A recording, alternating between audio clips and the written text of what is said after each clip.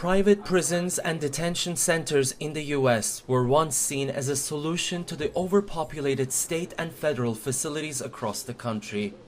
But their profit-making plan has come under increased scrutiny for employing mostly non-union and low-skilled workers at lower salaries and providing substandard conditions for prisoners. Many who served in private prisons say officials had incentives to keep prisoners there rather than rehabilitating them.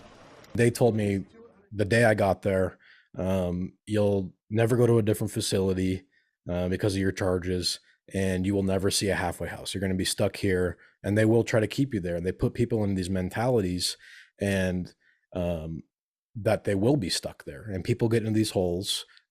They mess up while they're in there because they have this in their head that, you know, I am not going to be going anywhere. I might as well get used to this, get comfortable, and nobody wants to push ahead.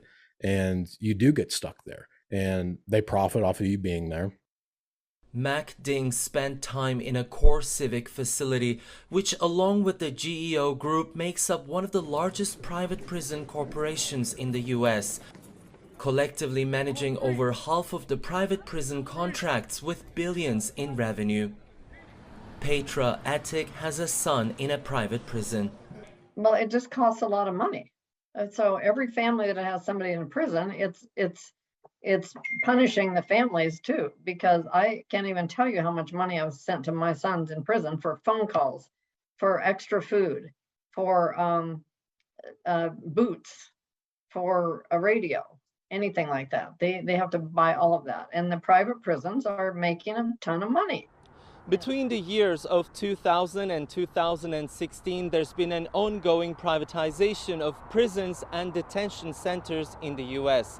In that time frame, the total number of private prison population has jumped by 47%, and the proportion of immigrants detained in private facilities increased by a staggering 442%. Dolores Canales is an advocate for criminal justice reform who supported California's 2019 legislation banning private prisons, which was blocked by a federal appeals court last year. California state prisons are run by vendors that have become multimillionaires, from Global Tellink, the phone call process, the vendors. Even to send money, we have to pay a technology company now to send money, to send pictures.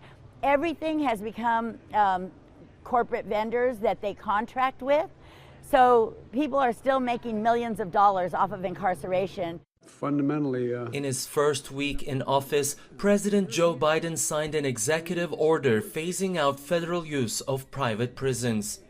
But the order doesn't apply to immigration detention centers, which now appears to be a loophole exploited by prison companies, as they hold the vast majority of immigrants detained for deportation. With a business model that some critics say depends on locking up more people for longer durations. It is Tianshan, CGTN, Los Angeles.